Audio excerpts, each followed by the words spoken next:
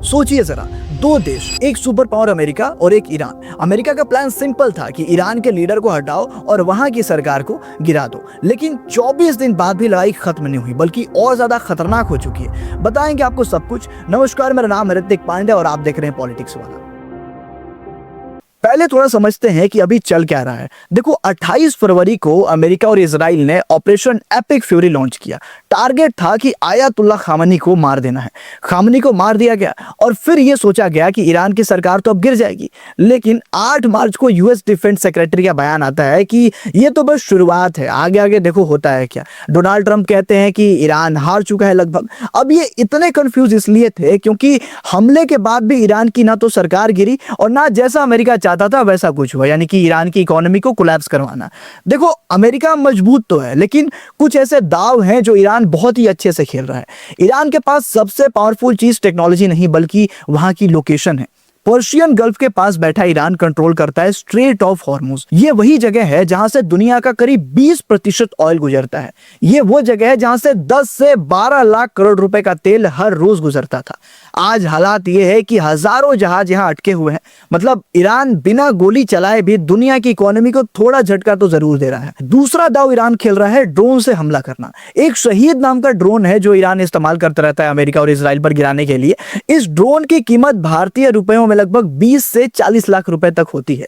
इतने सस्ते ड्रोन को मारने के लिए भी अमेरिका को 15 से 30 करोड़ रुपए के इंटरसेप्टर मिसाइलों का इस्तेमाल करना पड़ रहा है।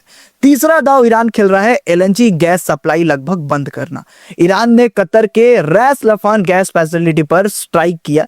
यह फैसिलिटी दुनिया के बड़े हिस्से की गैस सप्लाई को हैंडल करती है। इस अटैक के बाद कतर की करीब 15 से 17% गैस सप्लाई पर बहुत बुरा असर पड़ा। इसका सीधा असर पूरी दुनिया पर भी देखने को मिला। गैस महंगी हो गई और एशिया और यूरोप दोनों देशों पर काफी प्रेशर आ गया। एक ही अटैक ने पूरी दुनिया की एनर्जी सप्लाई को हिला के रख दिया। चौथा दाव सैंक्शन बैकफायर करवाना। अमेरिका ने ईरान पर कुछ पाबंदियां लगाई थोड़ा डिस्टर्ब करने के लिए, इकोनॉमिक पनिशमेंट दिया। इसको ऐसे समझो जैसे स्कूल में एक टीचर ने किसी स्टूडेंट को क्लास से बाहर कर दिया, लेकिन वही स्टूडेंट क्लास का मॉनिटर था, उसके बिना अटेंडेंस लग ही नहीं पा रही। फिर आखिरकार टीचर को खुद उसे वापस क्लास में बुलाना पड़ा, तब जाकर कहीं अटेंडेंस लगी। वॉर में भी यही हुआ। अमेरिका ने ईरान का ऑयल बैन किया, लेकिन दाम इतने बढ़ गए कि खुद पाबंदियां ढीली करनी पड़ी।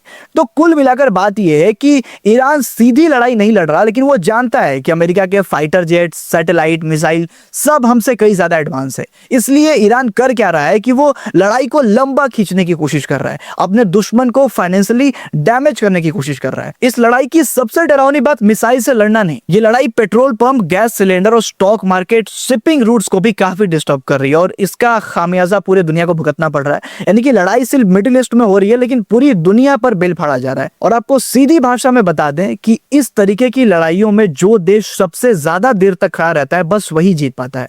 बाकी ये थी पूरी जानकारी जो मैंने आपको दी इस वीडियो के थ्रू। अगर आपको ये वीडियो पसंद आया हो तो लाइक करें, शेयर करें और सब्सक्राइब करें। मैं ऋतिक पांडे, मिलता हूं एक और नए वीडियो के साथ। देखते रहिए पॉलिटिक्स वाला। पॉलिटिक्स वाला, आओ राजनीति करें।